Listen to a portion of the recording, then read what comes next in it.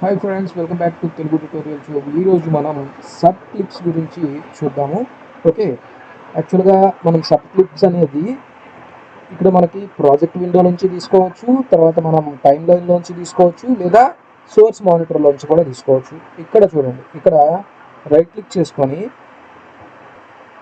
చూడండి, ఇక్కడ make sub clip అన్నాం అనుకోండి. క్లిక్ చేశాను. ఇక్కడ మనం సపరేట్ నేమ్ వేరేది ఏదైతే ఉందో మనకి ఆ పేరు అనేది ఇచ్చుకోవచ్చు అనమాట మనకి. ఓకే, క్లిప్ 1 అని పెడదాము.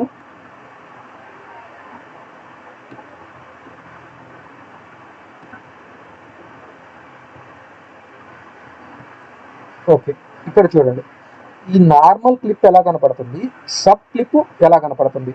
ఇక్కడ చూడండి, ఇన్ అండ్ అవుట్ పాయింట్స్ అనేవి మీకు అటు ఇటు కనబడుతున్నాయి. ఓకే, ఇక్కడ ఇన్ అండ్ అవుట్ పాయింట్స్ ఎందుకు కనపడుతున్నాయి అంటే మనకి ఫర్ సపోజ్ చూడండి, ఇక్కడ రైట్ క్లిక్ చేసుకొని ఎడిట్ సబ్ క్లిప్లోకి వెళ్దాం. చూడండి, ఇక్కడ ఎడిట్ సబ్ క్లిప్ అని ఉంది.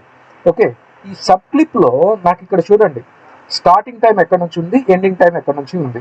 ఓకేనా, ఇక్కడ నాకు స్టార్టింగ్ టైంని నేను కొంచెం తగ్గిస్తున్నాను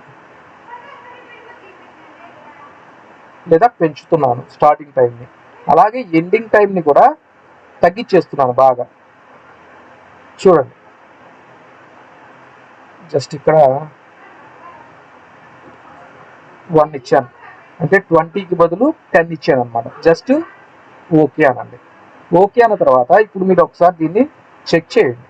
చూడండి ఎంతసేపు వచ్చింది, ఇక్కడ ఉన్న క్లిప్ ఎంతసేపు ఉంది, ఇక్కడ ఉన్న క్లిప్ ఎంతసేపు ఉంది. చూడండి, 10 సెకండ్స్ లోపల మాత్రమే నాకు చూపిస్తుంది అనమాట. ఓకే, అలాగే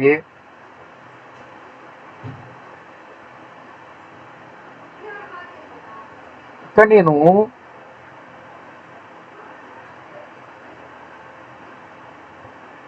మేక్ సబ్ క్లిప్ అన్నప్పుడు ఇక్కడ చూడండి, restrict time to sub clip boundaries అంటే రిస్ట్రిక్షన్ యాడ్ చేస్తుంది అంటే ఏం చేస్తుంది అంటే, నేను ఏదైతే టైమింగ్ ఇచ్చానో ఆ టైమింగ్ని దాటి అటు కానీ ఇటు కానీ మనం ఏం చేస్తాం యాక్చువల్గా.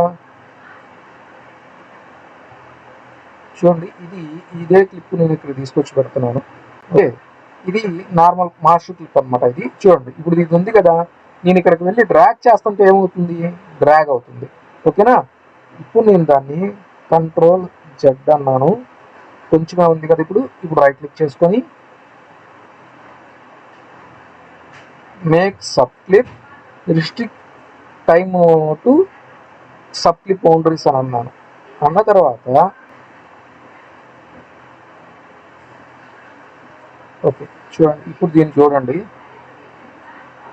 ఏమవుతుంది, పెరగట్లేదు. అర్థమైందా? సబ్ క్లిప్ అనేది ఎందుకు చేస్తాము అంటే మన అవసరానికి తగ్గట్టు అక్కడ ఏదైతే మోడిఫికేషన్ జరగకూడదు అనుకుంటాము. ఫర్ సపోజ్ మనకి ఇక్కడ ఓకే వర్క్ చేస్తాం, మనం దీన్ని వేరే వాళ్ళకి పంపించేటప్పుడు అక్కడ కొంచెం అటు ఇటు అయినా కూడా అక్కడ డేటా అనేది చేంజ్ అయిపోతుంది. ఓకే, వీడియో కానీ లేదా మనం ఏదైతే పెడతామో అది చేంజ్ అయిపోతుంది.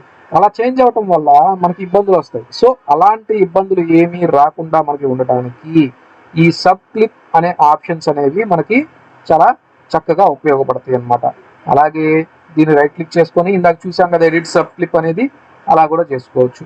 ఓకే ఫ్రెండ్స్, చూడండి, మనం ఏదైతే ఈ సబ్ క్లిప్ తీసుకున్నామో దాన్ని రైట్ క్లిక్ చేసుకొని ఎడిట్ సబ్ క్లిప్లోకి వెళ్ళిపోయి ఇక్కడ మనం రిస్ట్రిక్షన్ తీసేసాం అనుకోండి, తీసేస్తే సేమ్ మనకి ఒరిజినల్ నార్మల్ క్లిప్ ఎలా అయితే ఉందో దాన్ని మనం అటు ఇటు అడ్జస్ట్ చేస్తాం కదా, సేమ్ అలానే అడ్జస్ట్ చేసుకోవచ్చు. అలాగే దీన్ని కన్వర్ట్ టు సోర్స్ క్లిప్, ఇదే మనకి సోర్స్ క్లిప్గా క్రియేట్ చేసాం అనుకోండి, ఇంకా అది సోర్స్ అయిపోతుంది, అది అక్కడ వరకే క్రియేట్ అయిపోతుంది అనమాట.